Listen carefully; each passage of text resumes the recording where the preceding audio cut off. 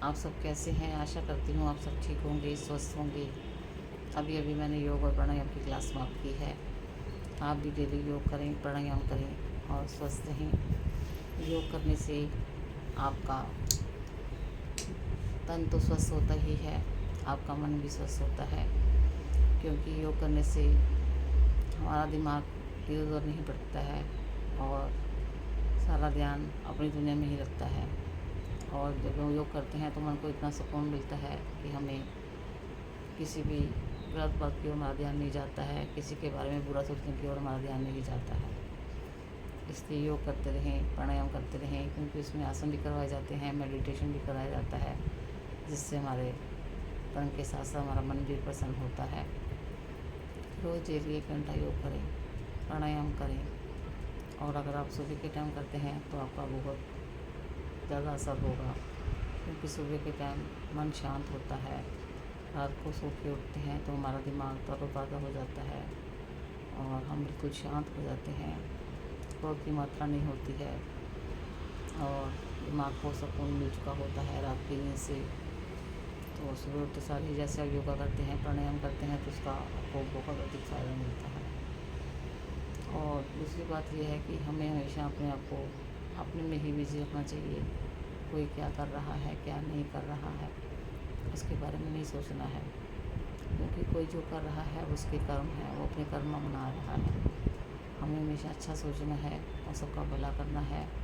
और भगवान ने अगर हमें सामर्थ्य दिया है तो हमें सबकी सेवा करनी है, गरीबों की हेल्प करनी है, भूखे को भोजन खिलाना है, प्यासे को पानी पिलाना है, क्योंकि ये भी बहुत बड़ी सेवा होती है। सबसे बड़ा दान होता है अन्नदान, जलदान।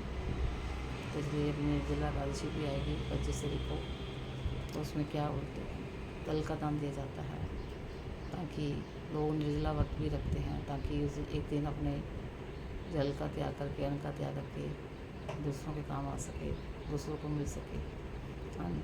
इसलिए निर्जला एकादशी का महत्व है और ये बात कोशिश करनी चाहिए कि आपको जरूर रखना चाहिए। अगर आप नहीं रख सकते हैं तो कोई बात नहीं। तो इससे भगवान कृष्ण बहुत पसंद होते हैं, क्योंकि एकादशी कृष्ण भगवान जी को बहुत प्रिय होती है। और एकादशी का व्रत अपने लिए किया जाता है ताकि आगे जब हमारा अंत समय आए तो भगवान विष्णु हमें खुद लेने आए, हमारी आत्मा इधर उधर ना भटके, जम के दूत हमारे पास ना आए। इसलिए ये व्रत किया जाता है। और आप कोशिश करें कि आप दिन में थोड़ा सा टाइम अपने लिए निकालें, भगवान के लिए निकालें, भगवान की पूजा करें, क्योंकि जिस भगवान ने हमें इतना सुंदर शरीर दिया है, इतना सुंदर मन दिया है, हमें उसका शुक्रिया तो ज़रूर करना चाहिए।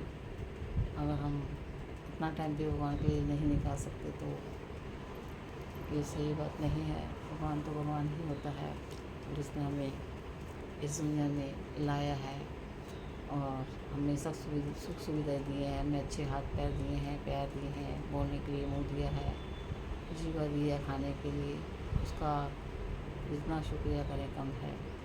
ऐसे लोगों को देखें जिनके पास बोलने के लिए बोल ही नहीं पाते हैं, सुन नहीं पाते हैं, हाथों से वायु हैं, पैरों से वाइस हैं, उनसे तो हमें भगवान ने बहुत अच्छा दिए रखा है, शरीर स्वस्थ शरीर दे रखा है।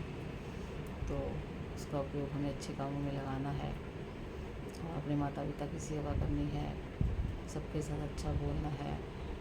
अच्छे विचार रखेंगे तो हमारी होने वाली संतान भी, आगे आने वाली संतान भी अच्छा ही सोचेगी, क्योंकि जैसे हम कर्म करते हैं वैसे ही हमारे आगे आते हैं।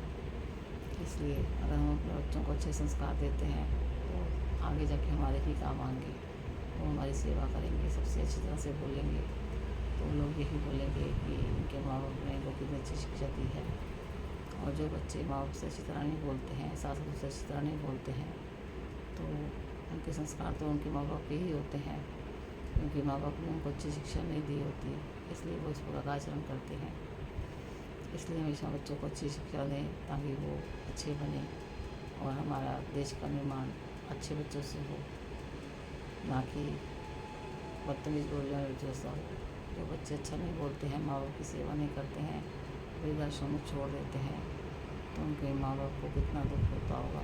ये तो वही माँ बाप समझ सकते हैं जिन्होंने सारी उम्र लगा के अपने बच्चों को पाला पोसा बड़ा किया और बदले में बच्चे उनको ये करते हैं। तो ये सब नहीं करना चाहिए, अच्छे विचार रखने चाहिए और सबसे अच्छा बोलना चाहिए और उतना ही बोलना चाहिए जितना कि हमें या दूसरों को पसंद आए, क्योंकि ज़्यादा बोलना भी अच्छा नहीं होता है। जो भी बोलें सोच समझ के बोलें और तोल के बोलें और अपने शरीर को स्वस्थ रखने के लिए योगा करें, प्राणायाम करें और रोज़ पानी खूब पिएँ और अपने वेट को कंट्रोल में रखें, क्योंकि अगर आपका मोटापा ज़्यादा होगा तो भी आपको बीमारियाँ आएंगी। इसलिए कोशिश करें अपने वेट को मेंटेन रखें। अगर आपकी हाइट 5 फुट 4 इंच है तो आपका वज़न 12 × 60 + 4 64 किलो होना चाहिए। इससे ज़्यादा बढ़ने नहीं देना चाहिए अपने वज़न को, क्योंकि ज़्यादा वज़न बढ़ने से मोटापा आता है। मोटापा आने से आपको शुगर, थायराइड और जाने कितनी परेशानियाँ आ जाएंगी, जॉइंट पेन, घुटनों में दर्द, ये सब परेशानियाँ आ जाएंगी अगर आपको मोटापा होगा। तो इसलिए हमेशा रोज़ सैर करें, प्राणायाम करें, हेल्दी फूड खाएं, अपने भोजन में आंवले का सेवन करें, क्योंकि आंवले से भी हमारे शरीर को विटामिन सी मिलता है और शरीर के समस्त बीमारियाँ दूर होती हैं। और नारियल पानी पिएँ, गर्मी ज़्यादा है गन्ने का रस पी सकते हैं, वो भी साफ़ सुथरी दुकान से पिएँ, हाइजीनिक पिएँ।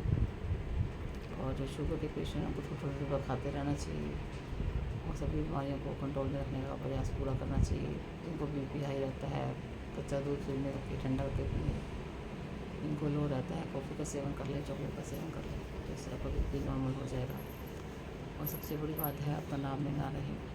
आप तनाव में रहते हैं तो इसी से आपको सभी बीमारियाँ होती हैं। इसलिए तनाव को बिल्कुल भी ना लें। जो भी भगवान ने दुख दिए हैं या सुख दिए हैं वो हमें भोगना ही है। दुख दिए हैं तो उनको भी भोगें, सुख दिए हैं तो उनको भी भोगना है, वो हमें ही भोगना है। किसी को कहने से कुछ नहीं होने वाला।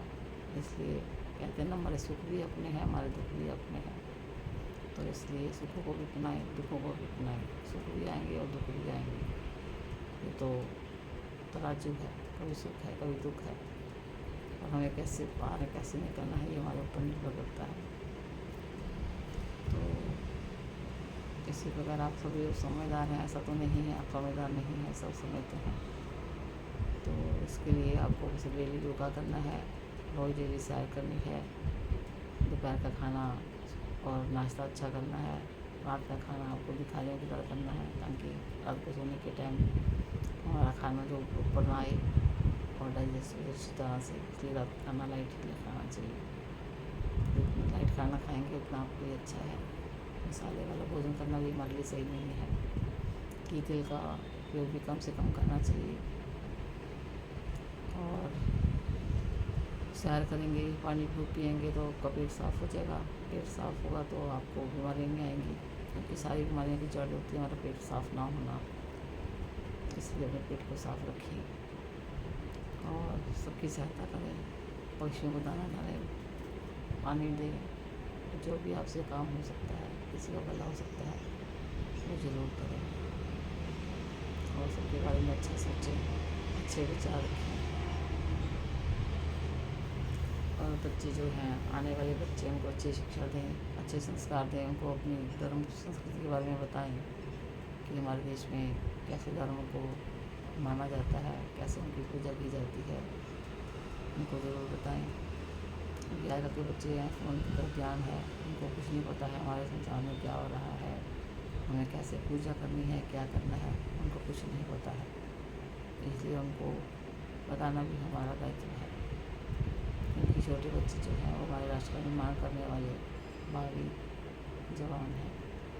तो इसलिए उनको अच्छी शिक्षा दें, अच्छे संस्कार दें, ताकि वो अच्छे इंसान बने और देश की रक्षा के लिए खड़े हों।